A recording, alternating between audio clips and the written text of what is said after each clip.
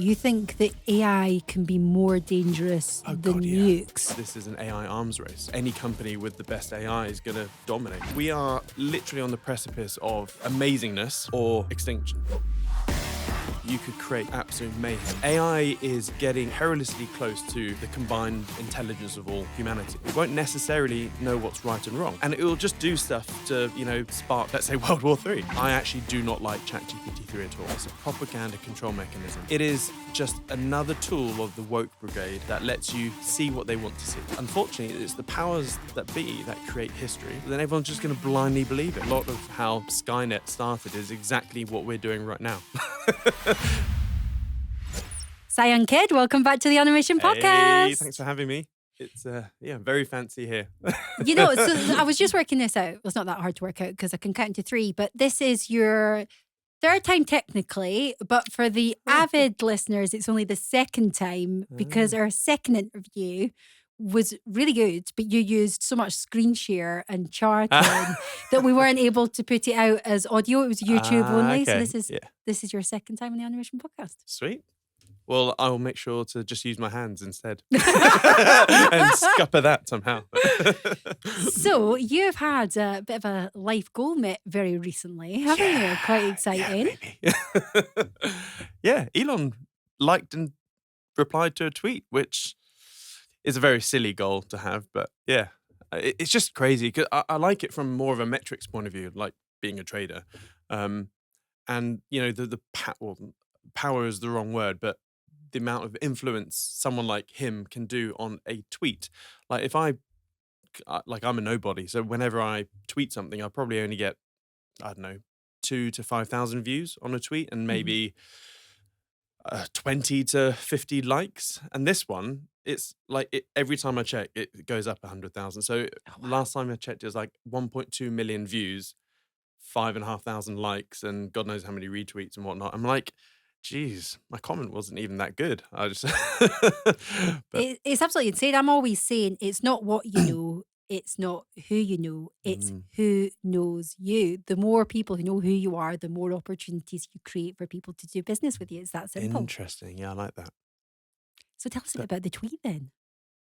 No. So, for those who are not familiar, he set up OpenAI to help basically protect humanity against AI because it is a real existential threat, more dangerous than nukes. And he basically got the best data scientists and AI scientists around the world to basically try and, get ahead of the curve, really, and be a non-profit. But he basically left, I think, a few years later, and he hasn't been part of OpenAI for a long time because they wanted to go in a completely different direction, which is profit, basically.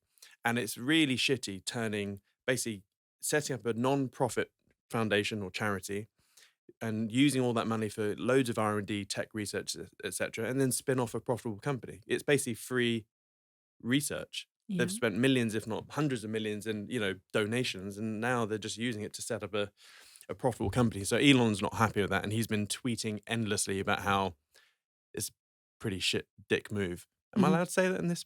Yeah, you are. Sorry. I'm a potty mouth Scot, so anything goes on this podcast. Yeah, so he's been tweeting constantly how, ChatGPT-3 is not good, blah, blah, blah. And then there was a long post about that. And then I just tweeted, it's so ironic, it should be renamed closed AI or private AI, not open AI. And yeah, he liked it and said something back. But you just made a pretty bold statement. You think that AI can be more dangerous than nukes. Can you explain what you mean by that? Yeah.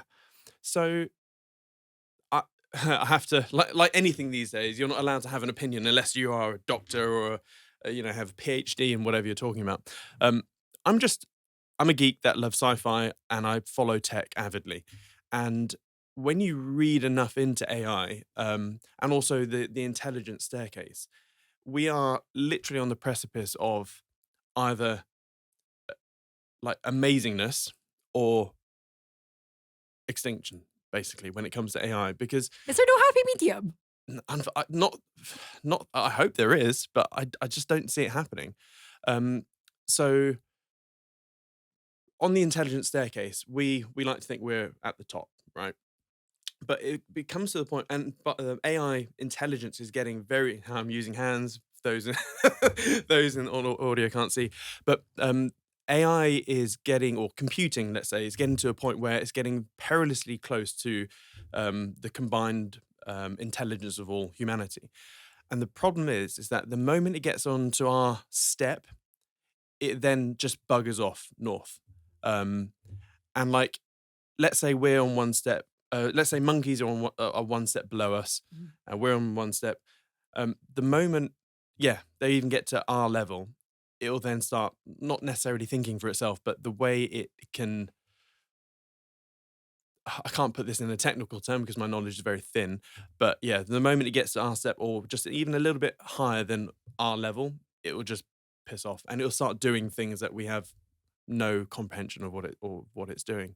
So this is why Elon's been been a massive proponent of regulation, like heavy regulation. But I don't think it's going to happen because this is an AI arms race.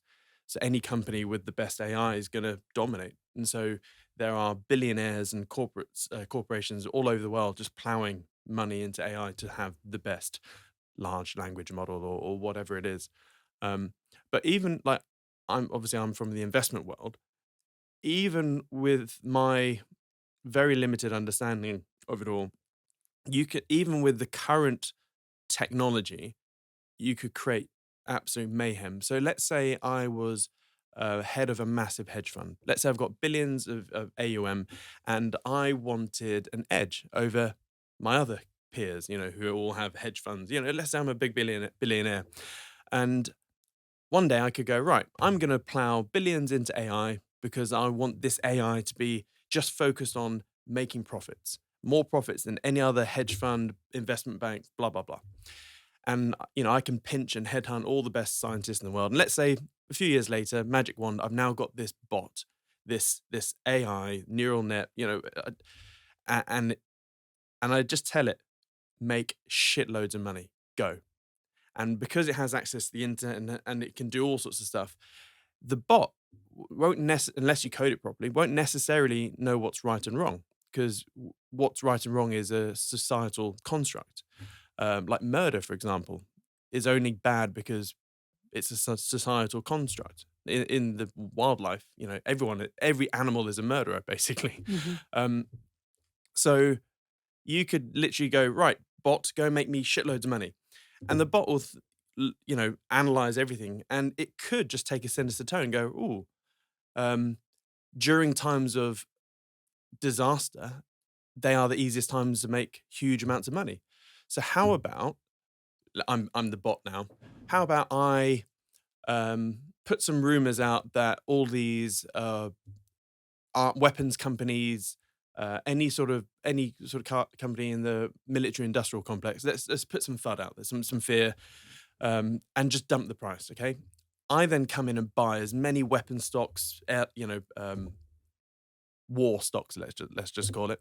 So I've got a nice little holding of war companies, and then I'm going to spark World War Three, and it could do that. So tensions are high between Russia and NATO at the moment. Mhm. So what it could do is it could then infiltrate, or it could instantly create, I don't know, endless amounts of profiles on Twitter, Facebook, social media, full stop, make them, look real. I mean, we've seen what Chat GPT-3 and all the chatbots that use that API can do. That, passing the Turing test is a doddle these days.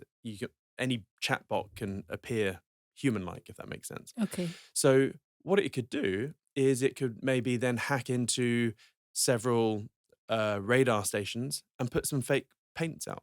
So all of a sudden, this bot is now simulating that there is an aggressive fleet of fighter jets, Russian fighter jets penetrating Poland airspace or whatever. NATO is going to react to that and, go to shoot them down, whatever. But that just could be an airliner. So all of a sudden, NATO are now shooting down airliners or whatever, and it will just do stuff to, spark, let's say, World War Three. And because it has all the social media stuff, it can, spoof other sort of bits and bobs. Before you know it, we're lobbing missiles at each other. And that's just like a very nefarious route. Obviously, it can be more insidious than that. But It sounds a little bit, a little like Terminator. yeah, I mean, a lot of how Skynet started is exactly what we're doing right now, which is, yeah. And also, let's say we don't get wiped out as a species. Well, yeah, Um, let's work on that let's assumption for look now. at the more benign thing. I think Homo sapiens are dead. Like, this is the beginning of the end of Homo sapiens. Like, we're going to be moving into a two-tier species, Homo deus and Homo sapiens, effectively. So humans that um, embrace technology, AI, brain, BMIs, brain machine interfaces, all that sort of stuff, like Elon's Neuralink. And so eventually you're going to have humans with chips in their brain which have instant access to the internet. And then you're basically omniscient, if you can. And then Homo sapiens. I joke with my wife, one day I'm going to be a Homo deus, you'll be a Homo sapien, I'll have you as a pet, honey. So you say this in jest. Now, I've Yeah. not fact-checked this, but Yeah. yesterday I saw an article about Ecolife, which is Bill Gates and Elon Musk are both associated with. Sorry, what life? Ecolife, it's the world's first artificial womb.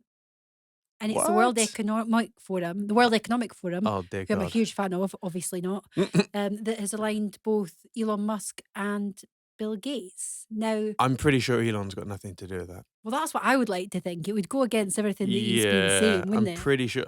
Like, I'm the biggest Elon fan out there. I'm pretty sure I've never. I'll put a 50 quid wager on that he has nothing to do with that. An artificial womb. Any fact checkers out there, Yeah, please look into this and drop us a message Yeah. because the consequences of that for humanity could be I know, it's nuts. pretty damaging. Like, you can just jump off the deep end with. I mean, there's so many potential conspiracy theories out there these days. Like, bees are dying out, and bees are the essence of life these days. And all of a sudden, there's some Israeli companies that are coming out with mechanized bees to replace bees. Yeah. There's all sorts of stuff. Like, the world is crazy. Wow, we're creating I bees. know. That's nuts. I know. Now, for anyone that's just been listening up until this point, Siam, you've probably put the fear of God into them. So, Or they think I'm an idiot. well, one of the two, potato. One man's meat is another man's poison. But what are the? Let's focus on some of the upsides, some of the advantages of the artificial intelligence, which I know you embrace as well. Yeah. So unfortunately, human nature never changes, and that's why we are doomed to repeat errors, but of the past. But we just have bigger, more sophisticated sticks these days.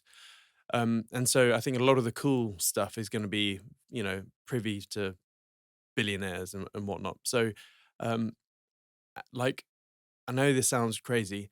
I don't really give a shit about money.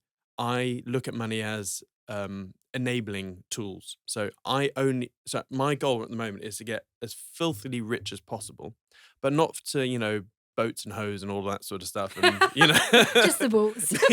Yeah. But literally more for insurance policy. Yeah. Because I think we are moving towards some sort of dystopian future where it will be the have-nots and have-yachts.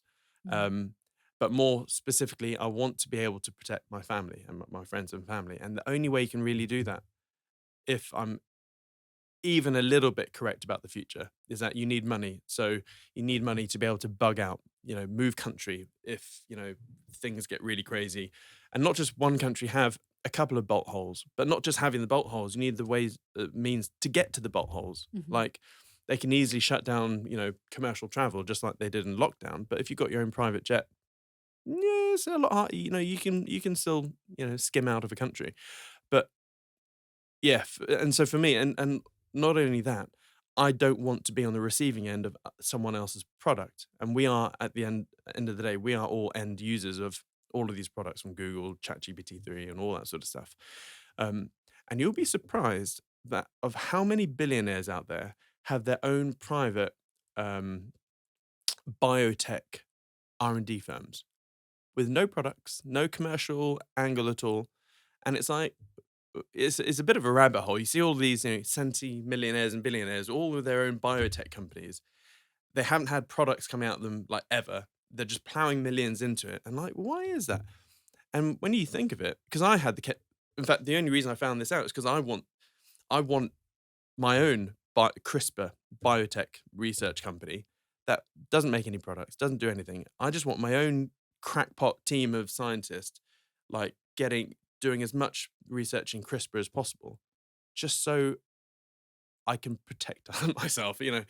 Um, it sounds crazy, but Well, it might do, but I think you're talking to the right audience. And then last time we were on, for anyone who's followed all the interviews, we were actually chatting about the fact you wouldn't give me too much information, but you've got a bunker, haven't you? uh, no. You told me you had a secret bunker. You totally did. I've got video No. evidence. Can't share everything online. It's too late. I've got it. Because on a serious note, it's not so much about capitalism. It is about that insurance policy. It's about protection. The last 3 years have been It's nuts. very disruptive for absolutely everyone, hasn't it? And some of us have really restructured how we Yeah. perceive the future off the back of that. And it's having the right tools and resources, preparing for the worst and hoping for the best. Yeah. And so this sounds, and I don't mean this to come across as crass, but 2020 was sort of a vindication year for my family and I. And it was also really shit for a lot of people, which is why I don't like talking about it. But I latched onto the whole World Economic Forum type stuff from sort of 2015 onwards, and Okay. my squirrel sense was like, I call bullshit on this entity or whatever. And then I started looking into Klaus Schwab and all that sort of stuff. And what I realized is that he and that organization started talking about a whole bunch of things which eventually came true. Mhm. Now, whether it is they're Nostradamuses or whatever, or pre-planned, I'll let you come to your own conclusions. But from sort of 2018 onwards, 2018, 2019, there was huge amounts of traffic or activity with that lot about a pandemic. And then you saw Bill Gates doing TED Talks about it, Klaus Schwab, you had Event 201, all that sort of stuff going, it is imminent that we'll have a global pandemic, yada, yada, yada. And so really from 2016, I've had this paranoid mindset of going, right, I need businesses in all sorts of different sectors, cash flows and as many different types of cash flow, not just crypto or trading or whatever. I want different things because I didn't know what was coming. And I just knew that in the event of an economic meltdown of some sort, I just wanted some form of cash flow. To the point where, like, obviously none of us really forecasted the dreaded C word and what happened in 2020 and all the lockdowns. But thankfully, touch wood, or it's happened now, our income was not at all affected during lockdowns and the whole pandemic, all that sort of stuff, because I had been so anally paranoid in the preceding years. And there is a learning point here because right now, the WEF and Klaus Schwab are talking about this cyber COVID, as sorry, I said the word. It's No, probably so don't worry yeah. about it. I'm quite capable of getting myself into plenty of trouble on this podcast. Yeah. So they are constantly talking about this. They call it the cyber COVID or the cyber pandemic, etc. And it's pretty scary. Like they've released video. I mean, they're not even hiding this stuff. It's all on YouTube. Just go to their own YouTube channel. It's there, and there's these, very glossy videos about, one day there's going to be a cyber pandemic where all computers become infected, and it will make the lockdowns look like a walk in the park. And you'll have transportation systems shut down, energy systems shut down, like everything shuts down temporarily. And then what's likely to happen is, lo and behold, there's a vaccine for computers, and a new internet will emerge, most likely heavily censored, a bit like Chinese internet. And before you know it, it's like we've got a brand new internet. All computers have, I don't know, God knows what software we're forced to administer. And this is giving me the heebie-jeebies. So this is what, 2023? I'm saying this now. Like, I am in Operation Old School at the moment, where I am looking for, or I'm in the process of setting up some businesses which do not use the internet, are lockdown proof. Whether we have some sort of cyber lockdown, I doubt it. But I see climate change lockdowns happening in the future. 50-minute cities. All that bollocks. Yeah, it's I see all of that happening, and I just realized, like, if the internet shuts off for even a day or a week or whatever, not the internet, but I just want something bricks and mortars that is local, And a good example, a very simple example, would be setting up a local farm shop Yeah. and stockpiling non-perishable food supplies, rice, pasta, lentils, all that sort of stuff. So at the very least, I know that my family will have several years worth of supplies. Um, and yeah, but so that I guess is the most basic example, and then you can sort of work a bit up from there. But God, it's fascinating. Actually, we've went the other way. As you know, we were property developer. Well, we still mm, are property developers, but my husband's main focus now, obviously, as a layman compared to the likes of yourself, but is the trading and getting involved in crypto yeah, projects and such like, which we saw as an extra layer of protection against lockdowns, where they can shut the property market down, they can stop viewings, mm, the whole world yeah, ground to a exactly. standstill. But presumably, you were able to trade throughout that entire period. Yeah, that's fine. Yeah, so it was a mixed bag. So a whole bunch of businesses literally just went tits over arse over tits, whatever Yeah. the saying is, dead basically. But some businesses did well, and so yeah, and that's why I wanted a pretty diverse portfolio.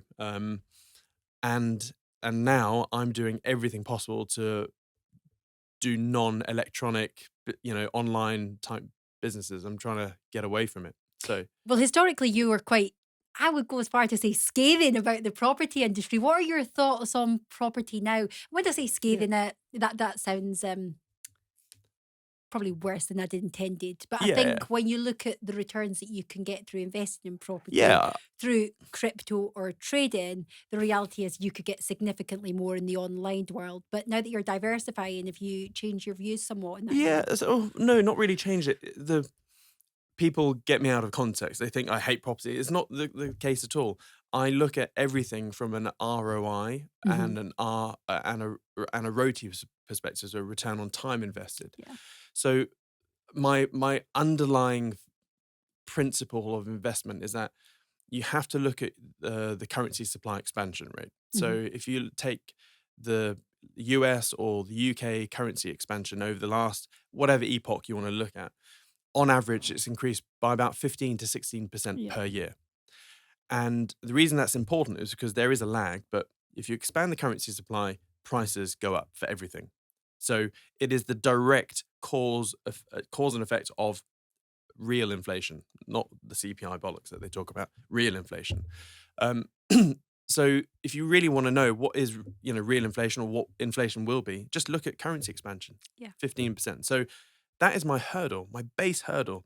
So if I deploy money anywhere, it has to, at the very minimum, make 15%. And Yeah. that's just to break even with your wealth. So I don't get out of bed for anything that makes less than 50% per year because I Mm. don't want to just break even. I want to, progress. And so when you look at the world of assets out there, with a hurdle of what makes 50% or more per year, like nothing really, definitely not property, unless you're a really skilled property expert and can nail it with, big property developments and, or, I mean, any professional or any expert will be able to do well in any field. Yeah. Um, But as a more sort of passive Yeah, investment. but ultimately that person's not really in property, they're a business owner. Yeah. Property's their widget.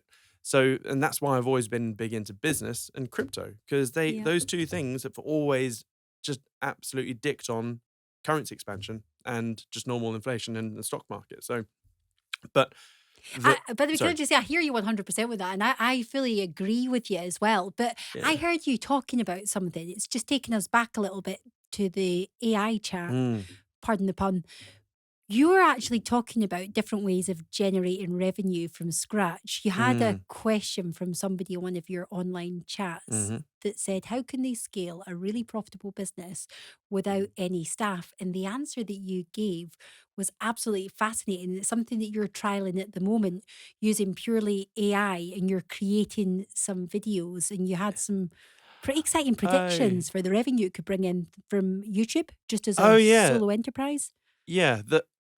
There's a few projects that we're playing with at the moment. Um, so So the YouTube one is actually we're not really doing that for, well, yeah, I guess it's more shits and giggles really, just Yeah. research. I just want data. So um, I where do I start? So first of all, I did a little Google, and I actually did a lot of the research with using ChatGPT 3. So I found it interesting that there every niche on YouTube has different ad revenue. I thought I naively thought, oh, if you get 5,000 views on a video, you get the same amount of money. It's not the case. So finance and education, and they have the best ad revenue per CPM or whatever it is. Um, and I was okay, that's interesting. And then I found the top 10 list of the best niches if you're going to monetize a YouTube channel, and I thought, okay, so and we picked, and I'm happy to share it because I mean, at the end of the day, ideas are worth nothing. Execution is everything. So we've picked the tech and gadget niche. So I think it's number 7 on the list. It wasn't that good, but what the goal is to create a completely humanless sort of mini business just for shits and giggles. So there are loads of AI software out there which can do everything. So for example, you can ask GPT, like, I'm going to set up this YouTube channel about techs and gadgets and whatever. And I want to start off with 100 videos. Mhm. What are the top 100 catchy titles I can use for these first 100 videos? Brrr. Okay, cool. And so, one video may be, the future of tech in 2023 or whatever. And so, okay, now write me 600 words. No, write me a video script, no, 600 words long on this title. Brr. Okay, so there's your script.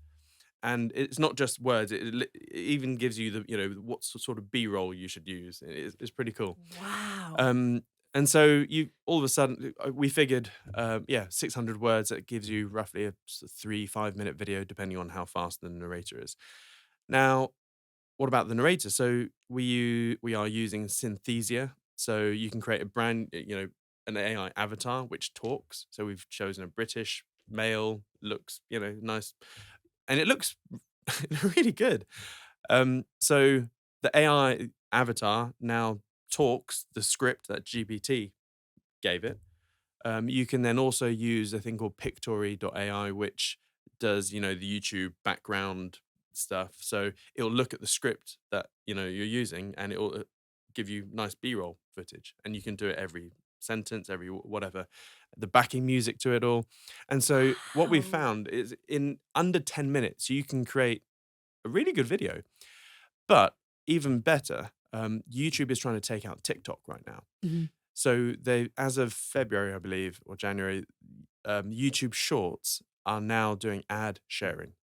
So we figured actually, people have no attention these days. So instead of doing 3-5 minute videos, we're just going to do shorts.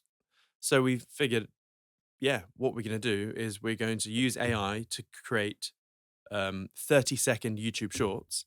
We're going to churn 2 videos per day for ad infinitum because it takes literally, in fact, interestingly, it still takes about 10 minutes to create a 30-second video.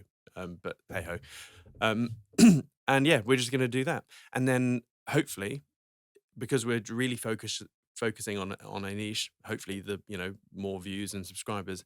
And once we get enough views per video, we could always do affiliate links. So the next iPhone comes out, we'll churn out 100 videos on the new iPhone of each little bit with an affiliate link to that or whatever. But the cool thing, or the real, so that's really pre-POC for me, so pre-proof of concept. I genuinely think, just based on what I've seen in my own YouTube channel, I could, that little YouTube short tech thing should generate probably £1,000 per month income within 3 months, pretty easily. Wow. But I don't care about that. What I care is, okay, if that's successful, what we'll then do is just use AI again, the exact same tools, and put it in Spanish and Mandarin. So now you've got 3 YouTube channels: English, Spanish, Mandarin. So because the English speaking world is teeny, absolutely teeny compared to the amount of masses of people that speak Spanish or Mandarin. And then maybe not Mandarin, but more the Spanish channel will probably be better for the YouTube short project. And then just spin out that. And if that works, it's like, holy shit, okay, we've basically just like created a business with no staff. Well, I've actually got my videographer to do it. So I've chinned it all off to him. You know, it's so So, fascinating. Actually, I was going to I've got it written down here to ask you about your videographer yeah. because I've heard you say that all of your team you've instructed to become not just proficient, but extremely knowledgeable in all things AI. And I was just Yeah. wondering how a videographer can link back Oh, to. you can do royalty-free music. You can create brand new music using various AI tools. It can do create descriptions of a video, timestamping. You there's so many tools that a videographer can use AI. And in fact, for my whole team, I made it abundantly clear. Every single person, from the admin person to the marketer to the web designer to like anyone in the team, every single person has to be extremely proficient with AI tools now. Mhm. Not because, I'm jumping on the bandwagon. I'm not. I'm doing this purely from a productivity point of view because AI is not going to steal human jobs. No. It's humans armed with AI tools that will steal jobs and opportunities from humans that refuse to do that. There's so many examples over history, isn't Oh there, where we God, could see yeah, that when record players were invented and yeah, musicians were up in arms, or graphic designers, there's just the computers that yeah, actually just enhances things. But we need exactly. to be that division that you're talking about. It's going to become more apparent than ever for Oh, those who don't adopt. But what advice would yeah. you perhaps give people who are listening to this that see the value in what you're saying, but they're like, okay, if I go and get some of these AI tools, Mm, how do they sort of learn? We were talking earlier on before we hit record about the wealth creation space. mm, This is going to be open to exploitation. Is it mm. just a case of getting stuck in and figuring out yourself, or is there any hints and tips you can give people? In terms of getting up to speed with AI, Yeah. um, shameless plug. I think we're about to put out a presentation I did. It was about an hour long of me covering basically all parts of AI. So it will be on my YouTube channel. Watch that because we talk about loads of bits and bobs. Um, but yeah, you got to get stuck in. I think AI tools are going to shift dramatically over the next few years because AI is it's awesome, but it's still very young. So, for example, um, take Midjourney. So, Midjourney, in my opinion, is the best text to image tool out there. Like, you can literally type in a picture of a psychedelic Jesus riding a T Rex on the moon with aliens playing the banjo behind it. Right. If I went to a Someone graphic do that for us, please. Anyway, yeah. someone listening, send it in. If you give that brief to a graphic designer, it will take weeks for that person to come back with you. With Midjourney, you can create that in seconds, and I've got so many examples on my phone of like you can just create anything with Midjourney. But the thing is, the key with ChatGPT 3, Midjourney, all these tools is knowing the prompt. So the results you get are based on how good your prompts are, and and that in itself is a massive learning curve. But and so I see people setting up AI prompt businesses, and I think that is the most short-sighted, short-lived business that you could ever embark on. Because give it a year, give it 2 years, even all of this prompt stuff is going to go away because eventually it will be to the point where you can literally type in whatever you want, like in basic 5-year-old English, and the AI will still produce epic results. It's interesting because I've had to play about with it, and so have my team. What And Midjourney? no, Ah, just okay. the like Chat Sonic and the Okay. Yeah. is it Chat GPT? I always get it wrong. I feel like I've got a mental block. Is Yeah. it GTI, GPT, GPT GPT? 3.5. Yeah. But just going back to that point you were making about the prompts, it's Mm, having that level of understanding because the end results that I got in comparison to my team members were very, very different. I had a post that was written in my language, it needed minimal tweaks, it was a well performed. It's actually been out on social media just as a test. They got yeah. like 100 likes, it go mega viral. Yeah. But I don't think that anyone reading that would have been able to differentiate Oh God, between no. myself and the fact it was using AI. But the like I say, the disparity between the quality of post that I produced Yeah. compared to my team members was clearly down to the prompts and Mm, having that level of understanding. But you can take it further than that, can't you? Like after a podcast like this, we could have an AI tool sort of condensing it for us, putting some best moments together, yeah. keywords, phrases. Can it go as far as to identify what sections of a podcast will perform better than others? Yeah. That could be a really good handy tool, couldn't it? Yeah. There's loads. Like I mean, even like video stuff. So every week I do a 2-hour live trading session, Yeah. which is recorded on Zoom. And historically, what someone in the office would spend 2 hours watching it or watching the recording of it and coming up with the timestamps and brief description of it all. That is now literally all done in about 5 minutes, just because the video is automatically transcripted and, so like it's saving us loads of time. But um, oh, bugger, what was I going to say? Yeah, I've gone blank. But Oh, I do this all the time. It's like one big Yeah. open loop, my podcast interviews. An open loop that never closes. Yeah. But yeah, so going back to the business opportunity bit. So the YouTube thing is just for shits and giggles. Like books, for example, is another thing. Like I won't trust a single book that's published from now on. Like we internally have created multiple, 20,000 books just like that. Like I have a friend who helps. I've got two friends actually that do this, and so they help. Oh, this is gonna sound bad. Older women feel sexy again. That makes sense. Okay. Sorry. Very niche. Yeah, and so apparently there's this, a lot of women. This is all alien to me. A load of women from the age of sort of 45, where the kids have now left the nest or they're getting older. They don't feel sexy anymore. Blah blah blah. And I was like, "Have you got your own book?" And she was like, "No." I was like, "What? You don't have a book saying how to feel sexy again for blah?" And no. And I literally on my phone went, got Chat GPT 3 out. Was that I am a lady that has a business in blah, blah, blah. Basically just quick spiel on what her business was. I want to create a book called How to Feel Sexy Again, targeting blah blah blah blah, and I want the book to help women in this way. If I was going to have 10 chapters in this book, what would those 10 chapters be? Boom. Okay, we've got the 10 chapters. And I was like, how long do you want your book? Let's make it thin. So let's say 30,000 words. So, okay, here's chapter 1. Please write 3,000 words on this chapter. Go. Cool. Chapter 2, write 3,000 words on this. Boom. And before you know it, in literally minutes, you have a 30,000 book just created off like that. And so now an author is not really an author. You're just a proofreader. So now she is taking this 30,000 word book, proofreading it, and also putting her experiences and case studies in it.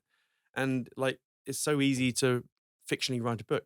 Like another thing is I have a book list, which, there are certain books that I will read probably once a year, once every couple of years, etc. Just because you always get new nuggets. Yeah, every time. What are your go-to books? Oh, there's so many. I still read Rich Dad Poor Dad, The E-Myth, The Chimp Paradox, How to Win Friends and Influence People. God, there's loads. Homo Deus, Homo Sapiens.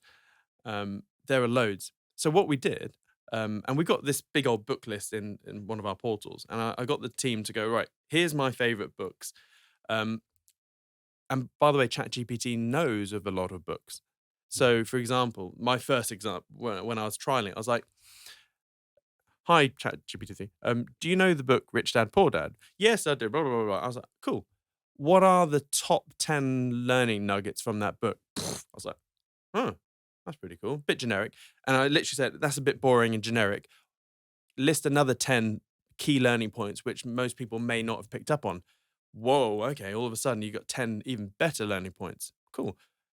What are the list 10 action points from this book which would help me become wealthier? Boom. Holy shit. Okay. So I then gave a brief to my team. I was like, here's my book list. Use these prompts for every freaking book. Go. And like 120,000 words later, here's the book. I was like, cool. Now also here's a list of, I don't know, 15 YouTube videos. Do exactly the same for these YouTube videos, my YouTube videos. Go. So we've now got this book of like 170,000 words. And again, for shits and giggles, we're just going to publish it. Really, just for me. I'm not going to sell it. I'll probably put it on Amazon or just give it away. But so now, instead of going through all these books, I'll literally just read this big compiled nugget list of books. And yeah. It's really interesting because although we want to embrace the change and embrace the technology, I know you've been saying for years estate agents are going to be obsolete Oh yeah, because of NFTs and just the way things are changing in that space. yeah. How can copywriters be expected to embrace this technology? What advantages could there be They're to, so screwed. I'm just trying to think of a positive spin on this, but they Yeah. are, aren't they? Again, copywriters armed with AI are going to just hoover up all the business that copywriters that refuse to do it. Mhm. Um, so I think it's, a copywriter now armed with ChatGPT 3 can now, if they want, they could do a mix of things really, but you could 100 slash your times the prices. workflow. You could do, yeah, you could offer way more in the package. So you could keep your price point, but now instead of producing 3 articles a week, you're now going to produce 20 articles a week. And not only the articles, you're also going to present with them the video scripts for each article. You then, hell, you could add on a video service going, right, here's an article. I don't know, let's say flat roof tiling company. You want 20 articles on the pros and cons of flat roof tiling. I don't know, just random topic. So here's your articles. Oh, by the way, for the same price, here's 20 3-minute videos that will accompany each article. And not only that, we've also created, would you like us to create a landing page for every article? So you can SEO the shit out of it. So not only do you have your article, you have a 3-minute article with an AI avatar talking about it. Yeah. You can do also, there's all sorts of stuff. So if I was a copywriter or copywriting business, I'd just try and play a different game. Same price or even a cheaper price, but massively over deliver on what they get. So when they're eyeing up Joe Blogs copywriter that just do 3 blogs a week compared to me with videos and websites and all that sort of stuff, then that's the way to go about it, really. And I'm also But thinking people like your SEO experts are going to be screwed oh, as well, aren't they? yeah, like anyone can, like, I'm not particularly good at SEO, but you can use GPT to make your stuff good. And then we are doing that. Making average content amazing. That sounds Yeah. idyllic. Yeah. Never need to worry about having a Yeah. bad day again. But also lead gen. Like, so I think all of so I have a thing called like first order thinking and second order thinking, et cetera, et cetera. So like all the profit in anything is in the second order thinking or even third, fourth order thinking.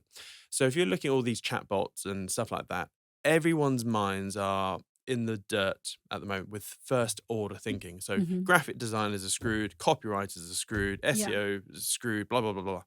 And everyone's trying to come up with little businesses around those sorts of things. Yeah. But it's so convoluted, everyone's doing it, that it's just going to be a massive race to gross marginal cost, like Mhm. zero, basically. So what higher level of thinking can you do you don't have to do that much higher level thinking to have a business where no one's doing it, or, and you don't need $1 billion idea. Like all you need is just a little bit more thinking, and you could easily create a business that chucks out a few $100,000 a year extra profit, or $1 million a year profit. And so, do you want me to give you an example Yes, of a please. second order? So here's something which I'm still toying with the idea of doing it because it is a bit of an effort. So I currently I've actually got a couple of legal court cases, legal issues at the moment, and Always a sign of success. yeah, and like lawyers are so freaking expensive, it's ridiculous. Like they charge you for everything. They email you, they'll charge you for that. You reply to their email, they'll charge you for that. Like, anyway, so I had a nasty letter come through the other week, and I had no idea what it said. Like, I think I'm a clever bloke, but I didn't it was all these legal jargon, blah, blah, blah. Like, I think it was a Cumbernauld offer or so. I can't remember. Anyway, I was like, so I plugged that whole letter into ChatGPT 3 and treat me like a 5-year-old. What does this mean? Oh, okay. What does this term mean? Oh, interesting. And like in about 5 or 10 minutes, it fully dissected the whole thing, and I fully understood what this letter was. I was like, well, can I reject this offer and counter with my own Cumbernauld offer or whatever it was? And I was, yes, you can, blah, blah, blah. And so, okay, draft me this letter. I was like, oh, interesting. So that's what I did. I just used it to reply. Wow. And then, So you basically would have paid a couple £100 to a solicitor in oh, that more, example. I would have paid probably a couple of grand to, get my solicitor to read the letter and chat with me about it and then put the rejection and counteroffer in. But you can speak in 5-year-old terms to Yeah, and it the AI created the whole tool, thing. and it can put it Yeah. into legal jargon. But so this got my brain thinking, and so I then started Googling about this particular thing because I'd never heard of this offer or this type of thing before, and I was like, oh, interesting. And this Google ad kept popping up, and it was something like $5 or €5 to chat with a real human lawyer for 5 minutes, blah blah blah.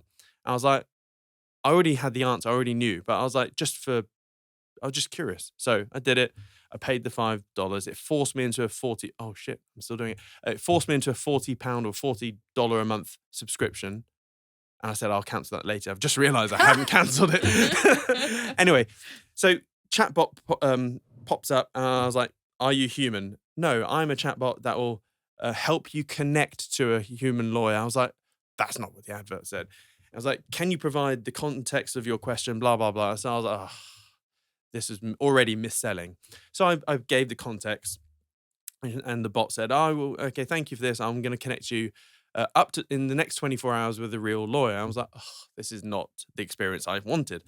Anyway, a few hours later, Catherine from Nigeria, who is supposedly a UK legal specialist, came up with a really shit answer, actually. ChatGPT-3 gave a better answer to my whole dilemma than Catherine from Nigeria.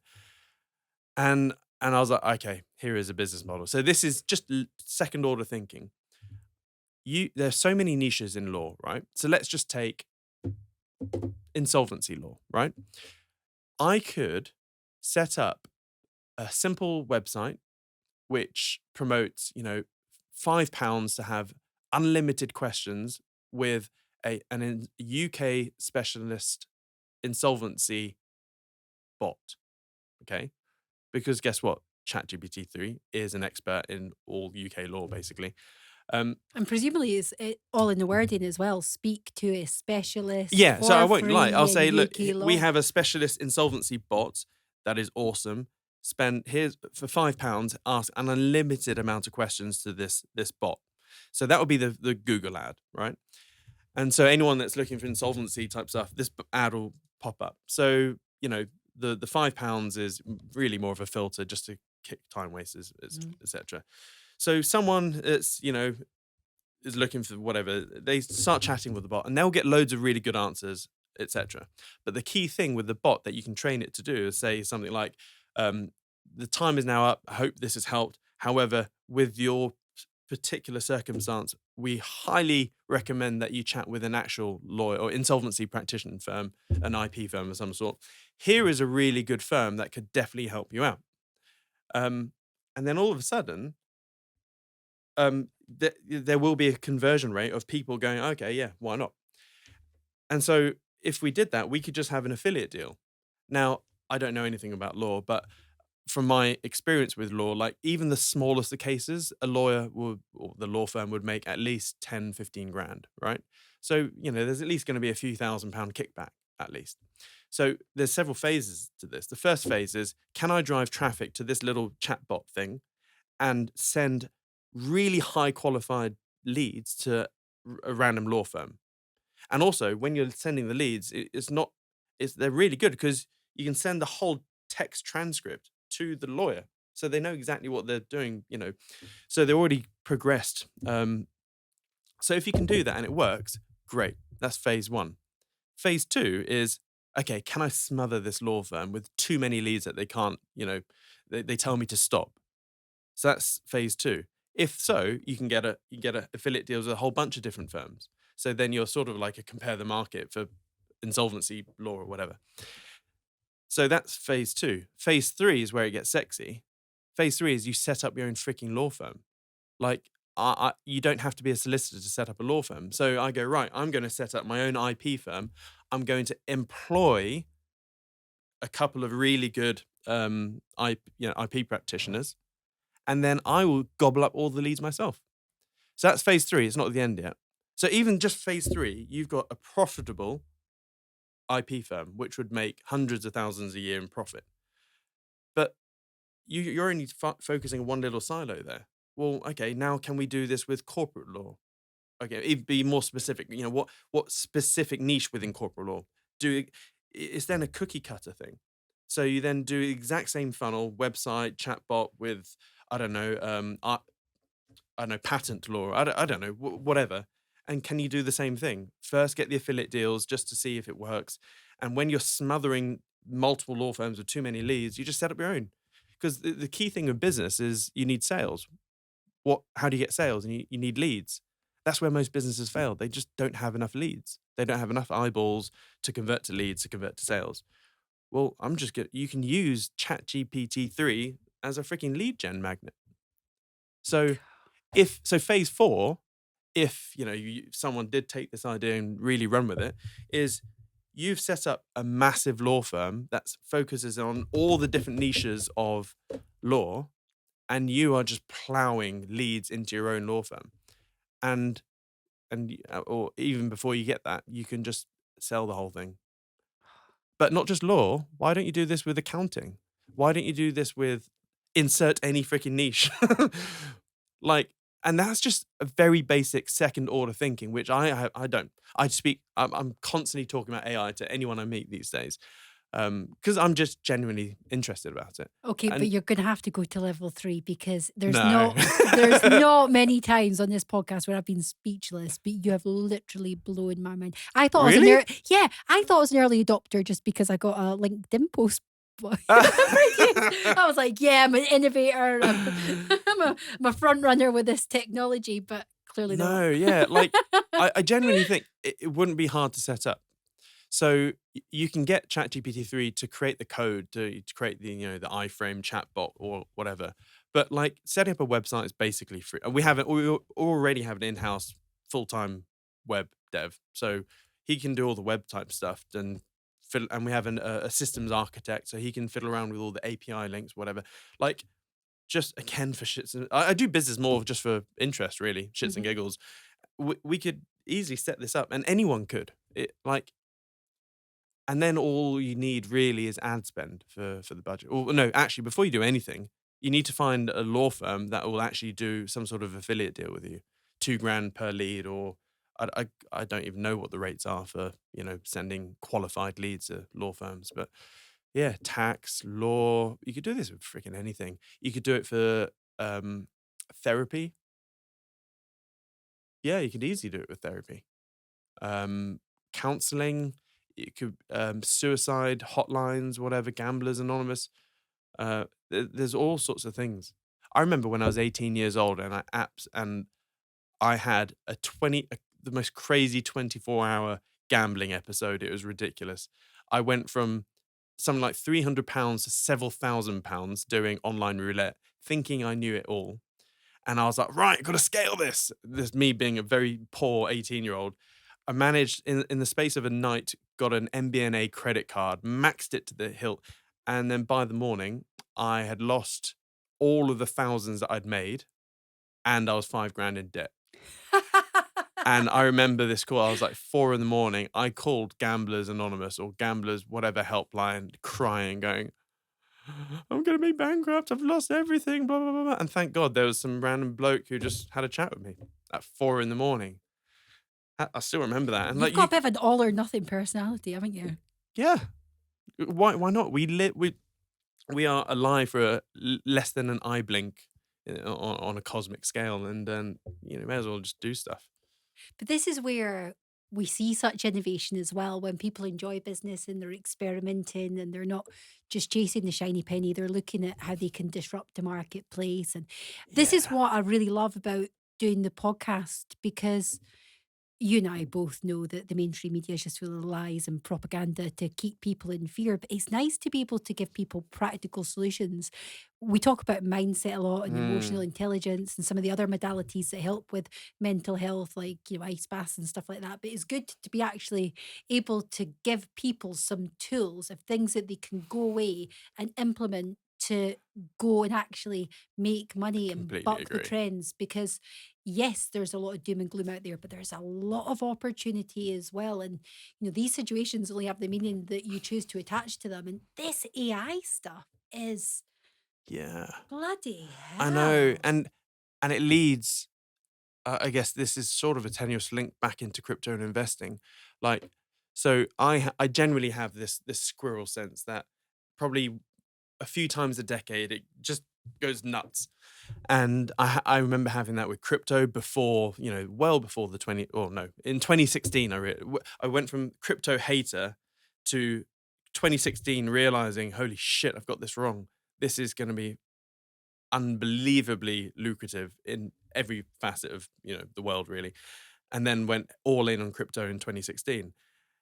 I'm getting the same heebie-jeebie like squirrel sense with AI right now. And it's so early, so young, but yeah, we're in an arms race right now, and it's just give it a couple of. I mean, this is what, February 2023. Yep. If we had the same chat again in February 2024, like by then we would have no doubt seen the Google answer to Chat GPT-3, which is Google Bard. I mean, what's Amazon going to do? What's Facebook going to do? What's Apple? Siri has been a chunk of shit for the last decade. No one uses it because it's crap. But now with all this massive step forward in AI, Apple, if I was head of Apple, I'd be like, right, we're going to turn Siri into an epic, personal assistant.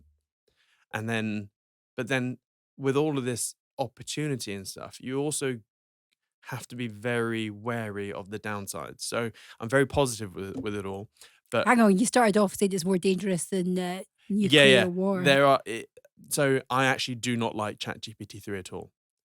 Um, Which bec- AI tool was it? One of the journalists in America exposed something within the last week where the bot had went rogue. oh, loads are. Yeah, I mean, there's been loads of things like that. But the reason I hate it is because ultimately it's just another control mechanism. Mhm. It's a propaganda control mechanism. So, for example, and they quickly patch things up. But I've been playing with GPT-3 for a lot for a long time now, like, and I've got screenshots of all of this. In the past, I've asked, say, tell a joke about a man or men. It'll give a good joke. Now and using exactly the same prompt, tell me a joke about women. I'm sorry, but we can't do blah blah blah blah blah. Okay, write a favorable limerick about President Biden. Blah, da, da, da, da, da. Write a favorable limerick about President Trump. Sorry, can't do that. Blah, blah, blah. And it's the same with climate change to jabs to whatever contentious issue. It is just another tool of the woke brigade that lets you see what they want to see. Yeah. And unfortunately, it's the powers that be that create history, and create, whatever is right or wrong, etc. So, we are censored somewhat with what we can Google. Mhm. The verb Googling is now dead, in my opinion. It's the future of searching is basically you typing into a chatbot, whether it's Siri or Alexa or whatever, and you'll just take the answer it gives you. Mhm. Well, I think the masses are just dumb as hell anyway. So if, let's say, it's Siri or Google Bard or Microsoft Bing or whatever, and people are typing, is this thing bad? And if the chatbot says yes, it's bad, then everyone's just going to blindly believe it. Like, and it's not good, because the woke brigade will just make things even worse. Like, yeah, So basically, we have to compromise our values really with all of this stuff if we want to really embrace change and be at the forefront of the opportunity. The yeah, same way that posting on YouTube makes me a little bit sick in my mouth every time I have to do it. yeah. And ultimately we need truth GPT, like an Yeah. like a non-censored version of, where people that can think for themselves get, a clear answer, not Yeah. something which is censored up the yin yang. Yeah. And even better, a decentralized version of it, like a Wikipedia type truth GPT, which isn't controlled by Bill Gates or Zuckerberg or whatever, Sam Altman. But Yeah, so we need all of that. It's So you and mentioned that obviously the AI has really got the stomach fluttering again. You're massively excited yeah, about this. Sounds like you're leaps and bounds ahead of the average person like myself. Well, in fact, I'm probably leaps and bounds in front of the average person, but you're just in a different stratosphere. But no, not at obviously, all. you're best known for crypto and trading. Mm, But you also said before we hit record that you've got quite interesting views around the property market again. What do you see yeah. happening in the wider economic sphere at the moment? Can we 1 second? The Can we come back to the crypto AI bit because AI Yeah. flows into crypto as Okay, well. So yeah, perfect. so oh yeah, property.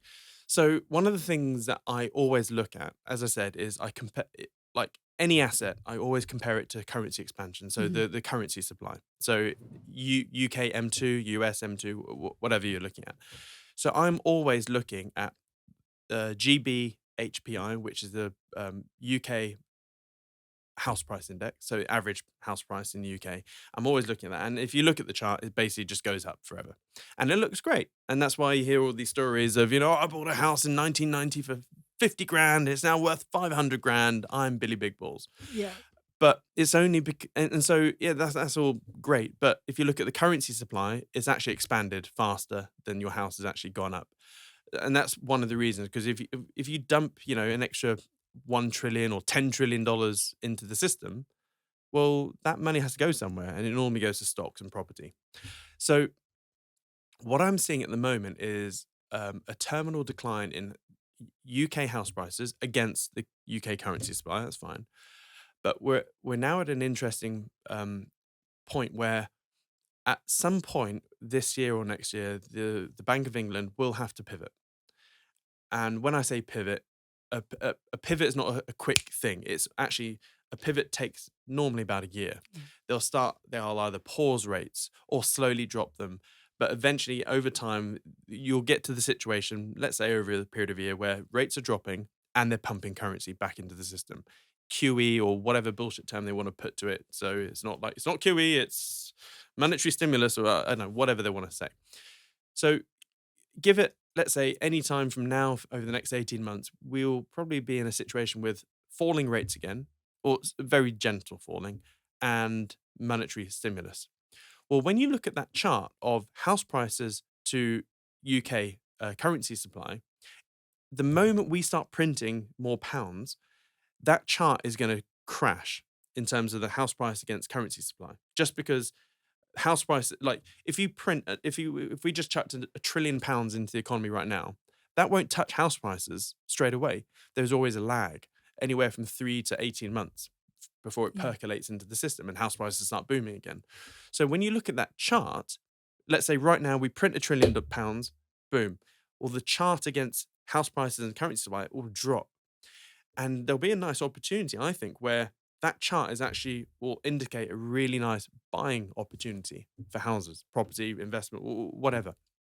Um, and so that's the first thing that, yeah, based on that chart, which I look at over the next year or two, we'll have some pretty nice buying opportunities there.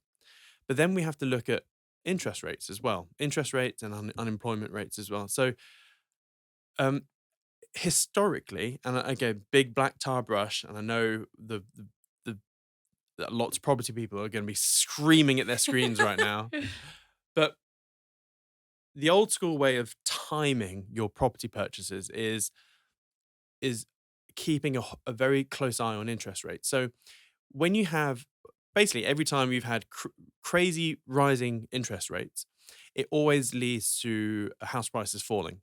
Not straight away, but there's always a lag, and that's the nuance here is the lag. Um, and because when you have rising interest rates, the liquidity markets and the lending markets they dry up, which means mortgages, aren't being approved as much as they were, blah blah blah. And eventually it's going to start knocking house prices down. I've been saying this for a couple of years now about this particular metric. Now, and eventually there'll be a period where you start to have a reduction in interest rates and also a reduction in house prices, right? But they're not aligned. So I'm using my hands here for those listening on audio. But there will be a point where, so typically the best time to buy a house is 3 to 18 months after peak interest rates. So you'll start to see a slump in house prices much sooner. So what you can then do is buy a house on a variable rate mortgage, knowing that the trajectory of interest rates is down. So every month your mortgage repayments should decrease. And then you'll get to a point where house prices have hit a local bottom, and eventually interest rates will have hit a local bottom as well. So let's say fast forward 2 to 3 years, you'll be house prices low, interest rates low. And then when you look at the chart, you can actually, so interest rates, they don't just go up like crazy, like in a short period of time. It takes time to Mhm. really, I mean, just look at the chart right now. What happened to UK rates? It's basically nothing, nothing, nothing. And it's shot up to 6% or 5%, depending which rate you're looking at. But it's actually hasn't happened that fast. It's taken a year to really ramp up to these rates. So you can start seeing the uptick of interest rates really, really clear as day. So when that starts happening, you convert your variable rate mortgage into a fixed, and you fix your mortgage for as long as you freaking can, 10 years, 20 years even, or even better. Um, yeah, borrow as much money as possible. So refi up to the yin yang, and then take, because mortgage debt is always going to be your cheapest form of lending, or borrowing, sorry. So then use that money at 1% rates or two, whatever it is, and then use that elsewhere, businesses, whatever. It's a simple capital arbitrage. Wealth generation is capital arbitrage. Mhm. Can I use this money here and turn it into more than I borrowed it for? Or can I turn it into more cash flow than, yeah. So yeah, it sounds weird coming out of my mouth, but I think over the next year or two, we're in for some hell of a buying opportunities for property. Um, where yeah, and there's all sorts of fun things you can do with that. Do you buy real world assets as well? Define real world assets. Oh, very controversial. Properties, bricks and mortar. I know you do. Not yet.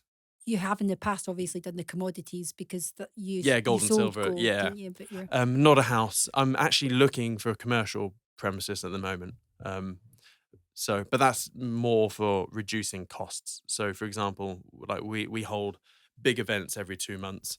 Historically, I've spent 30, 40 grand per event and, accommodate. Like when you hire a hotel, they'll be like, yeah, we can add food, lunch and dinner on a day delegate rate. And it's normally like, £100 a person, minimum order of 200 people. And, 100 people turn up and you're still paying for two. Yeah. So, oh, how annoying. I yeah. went And to one of your cuddles actually, and it was really great. And I'd encourage anyone if they can buy tickets and yeah. attend one, they should, because it's not just about crypto and trading. Oh, It's God, no. actually so much more in depth than that. And it was very interesting to hear your insights into the global economy and the predictions, because Yeah. it all ties in so well. To be at the forefront of any of this stuff, whether it be AI, whether it be property, Mm. trading, you have to be aware of what's potentially coming our way.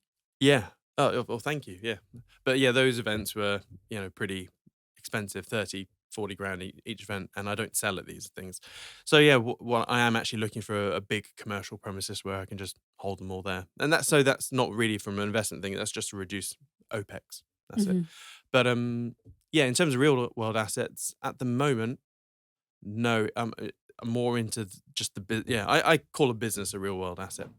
Yeah. So when you take Personally. your profits then from the trading, are you investing that potentially in ad spend or Mm, something equivalent on one of these new ventures? Yeah, I like. I call it a positive flywheel. So, let's say you have a business, it creates profits, and I like to reinvest all of those profits back into the business. That's Mhm. what I call first order profits. I like my orders, and then obviously you're reinvesting back into the business, and then eventually it will spit out even more distributable cash flow. I can never say the word, and then I take that cash flow and put it into crypto or trading, typically.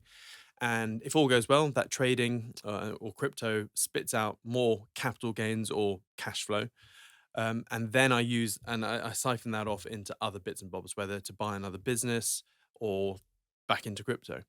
Admittedly, I had one hell of a disaster in 2022 in terms of my personal crypto. It is weird. I called it literally every big move down. I called. Um, even in December 2021, I said 2022 is a year of hell for crypto, downwards, blah, blah, blah. And even though I called everything, I still lost money last year. I just Well, made that's interesting. Were I you not know. taking your own advice? What do you think that was to do with? Yeah, I was. I just so it was a really frustrating period where I called everything spot on. Like some of the big moves down, I called within days. Like the November crash, I called within that. I got that within days. Um, and I mean, there were periods where we did really well. Like I think there were 6 individual days where I made over 100 grand in a day. There were 2 days I made over 350 grand in a day. But despite all of that, unfortunately, yeah, my risk management wasn't that good last year. So, So I actually, yeah, I lost a lot of money last year. how much of that then is to do with emotional intelligence? Because at the cuddle I was at, you actually brought in, I don't know if you call the lady like a Claire therapist. Jackson, She was yes. absolutely fantastic. And she'd been doing some sort of meditation work with Yeah, you. I'm guessing that that's pretty important for really, yeah. trader, well, for everybody, but specifically for traders. And I'm just wondering how much of the, whether it's the emotional intelligence, mindset, how much of that factored into your own personal losses last year? Yeah, it definitely did. So Claire Jackson is an emotional therapist. And basically, we are all traumatized from our childhood. No, even if you lead the most had the best childhood ever, you're still traumatized in some way. Everything is relative, obviously. Um, but yeah, so I had some deep childhood trauma, and like I remember one session I cried for 3 hours straight. It was just like, oh.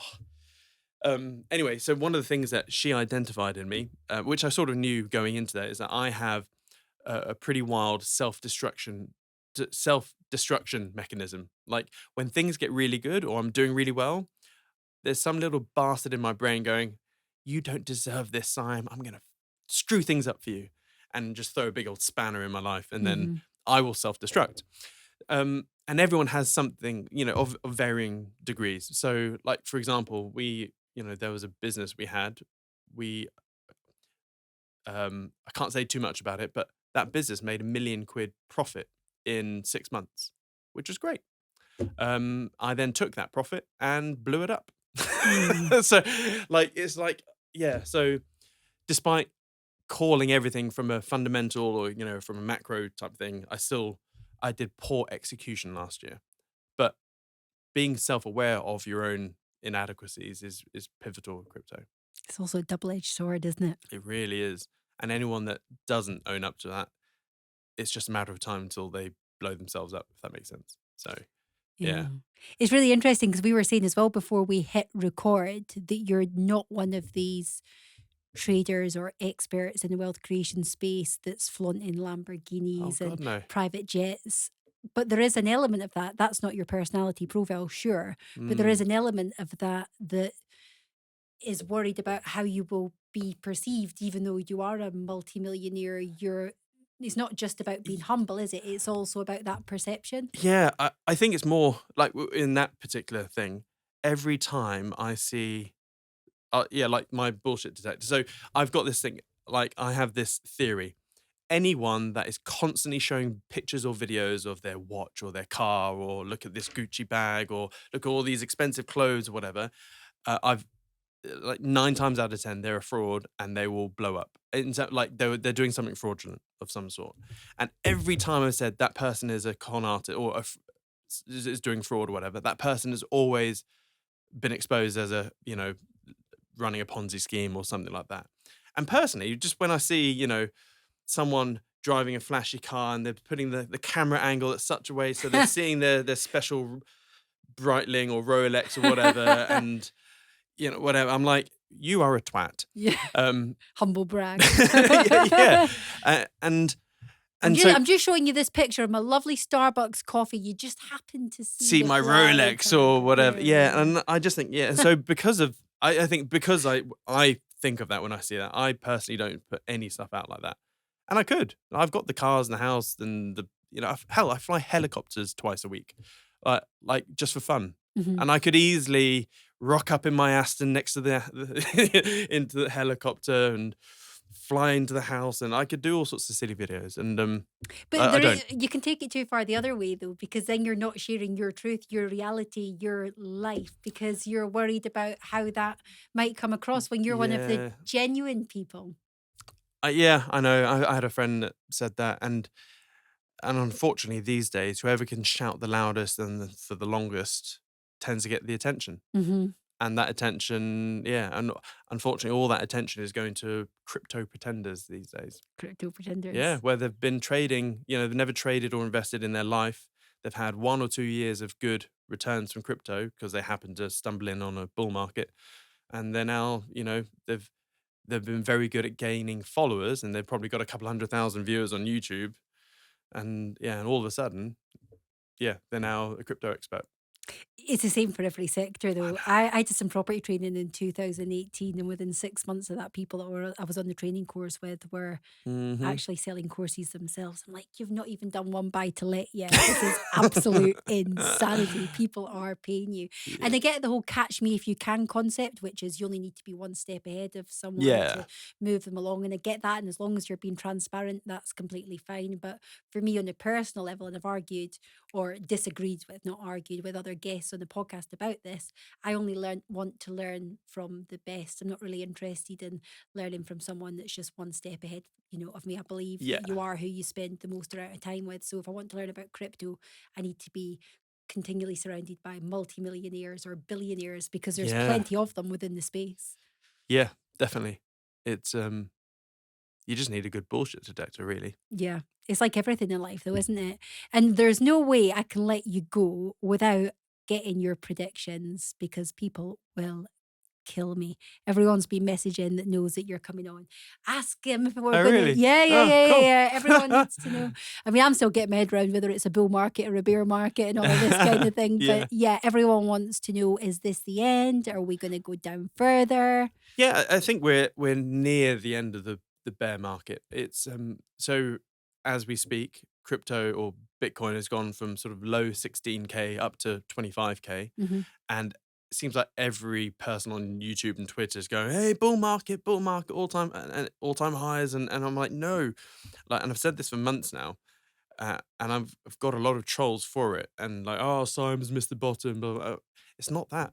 I think this is a massive retail sucker punch. And I've made so many videos and tweets about this, and that um, at the bottom of of pretty much any big crash, whether it's stocks, commodities, crypto, whatever, you'll nearly always see a horrific, face ripping rally, very sharp, very steep rally, and that is literally there to sucker in all the retail people to to experience FOMO, fear of missing out of the lows, and then they start piling in.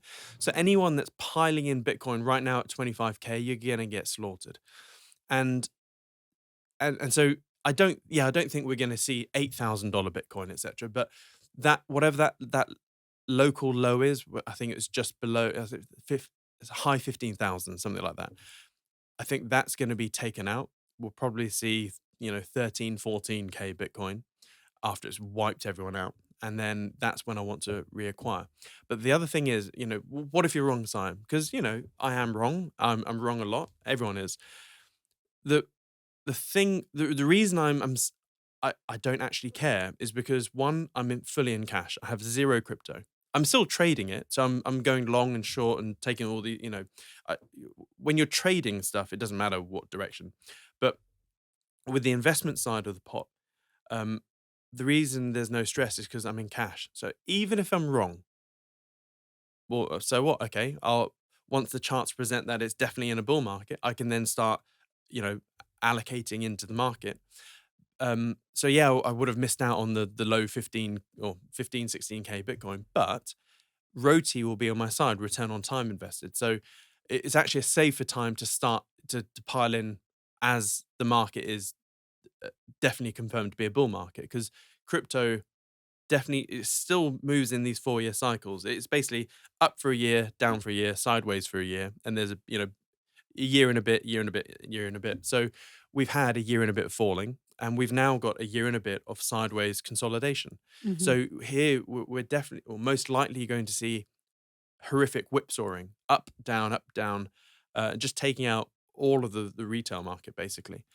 And the other reason why I'm really not fazed by this at all is because we have this massive looming hammer of SEC regulation.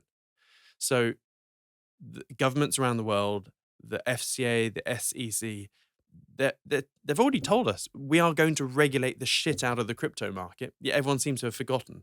And it's just because these government entities, they take so long to do stuff, don't they? They'll say, "Yeah, we're going to start looking into regulation of this sector, whatever." You don't normally see the fruits of that 6 to 12 months later. So the and they're already doing it. And I think people are getting too caught up in the bull market or this temporary rally. And I'm not even going to say bull market; it's temporary rally. Um, and I think it's foolish for me because don't forget, I've got my own personal money, or I've got my own money in it, and all my business money in crypto or stable coins sat on the sidelines waiting. But I've also got a pot of other money, if that makes sense. And so I personally, I think it's foolish. It would be foolish for me to deploy that money into the market right now when there is this massive storm brewing, where basically what they're saying is that any crypto that is a security will be most likely fined or punished somehow or regulated. Basically, regulations coming into the sector. So any crypto that is a security will get hammered. And so they have this thing called the Howey test. And basically, if you can't pass the Howey test, then you're screwed. And the key thing, the easiest thing to remember is, have you raised money? Well, then yes, you're a security. So basically, any crypto that's done an ICO, initial coin offering, or whatever variant of that, like initial Discord offering, initial whatever offering, you're a security. And that even includes Ether.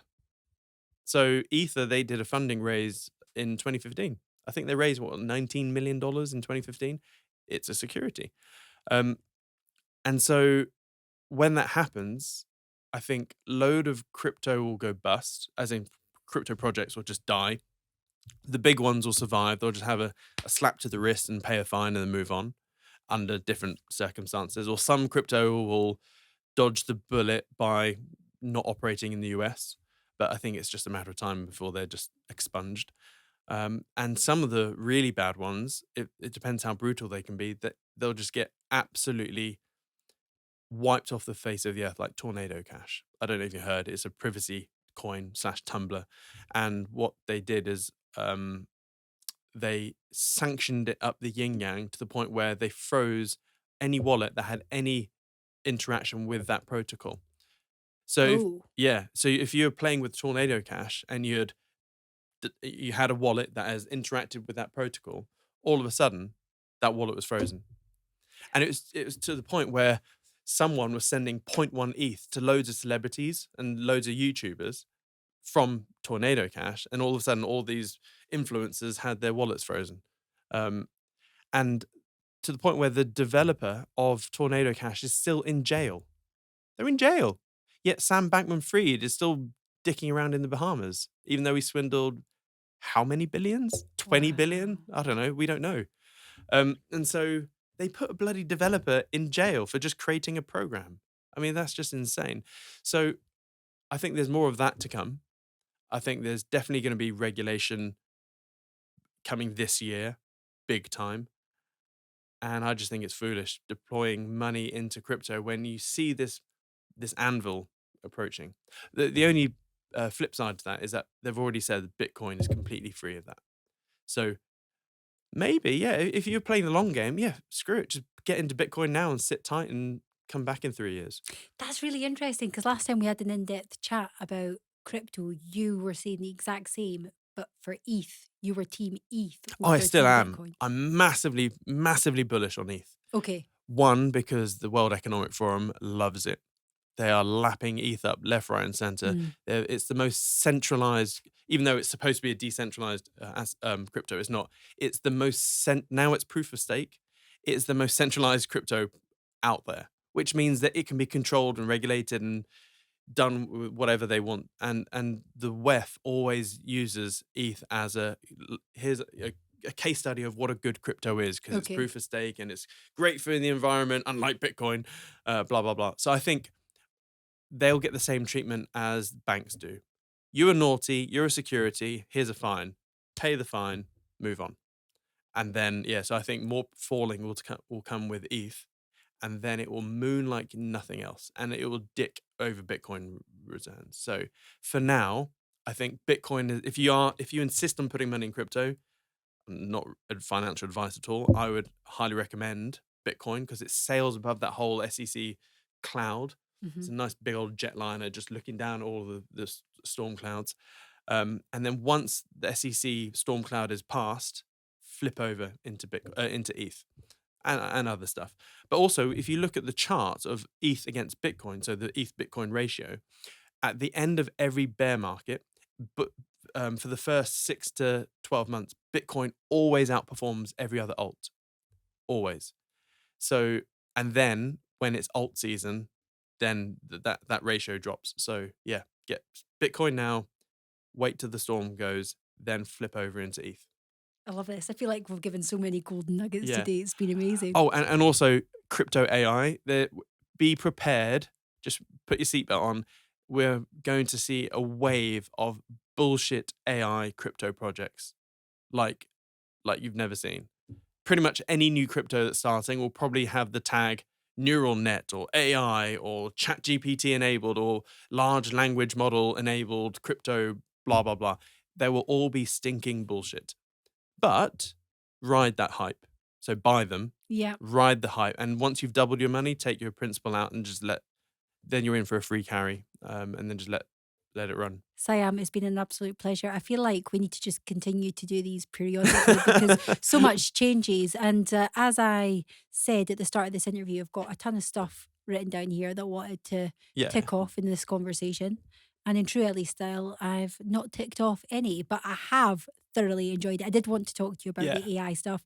I didn't realize quite how mind-blowing that was going to be. You've literally rocked my world. And I'd love to hear some feedback from the listeners as well if you go out and implement any of this stuff, because we've given you some, I say we, the proverbial we, giving you some really great strategies to go out here and just steal those, like the lead gen idea. Just steal it. Just take all these ideas. Like, ideas worth nothing. It's all in the execution. It really is.